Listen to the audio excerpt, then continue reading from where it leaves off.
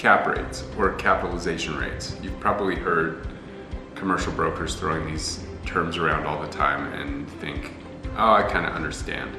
But then you get to looking at it and the cap rate goes up and the price of the building goes down, and you kind of don't understand why those two things correlate that way. Well, cap rates are essentially the amount of capitalization that it would take to pay off the asset.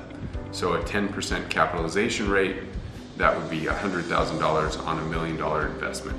An 8% capitalization rate would be $80,000 on the same $1 million investment. And it's important to kind of see how that relationship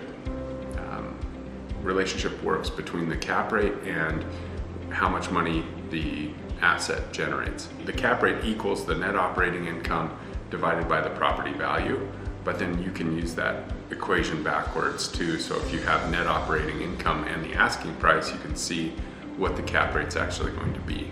A couple of the misnomers and a couple of the challenges with cap rates is that a cap rate often is misunderstood, that that's what the property's generating, that's what the landlord's taking, but then they pay for a couple things out of pocket and they pay taxes with that. That's not the case. The capitalization rate is the actual return. So if you're self-managing, that still needs to be paying a manager.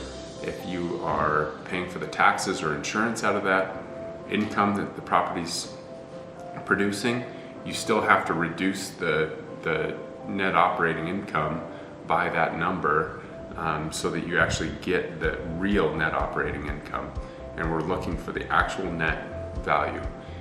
If you're an investor and you're planning on self-managing, it's still very important to put your actual management fees in the equation to figure out if this deal is going to be a good deal or not. Because if you all of a sudden can't manage that property, then you're going to have to pay someone else, and then the real NOI is all of a sudden part of the equation. So it's very important to actually see what the real NOI is on a project.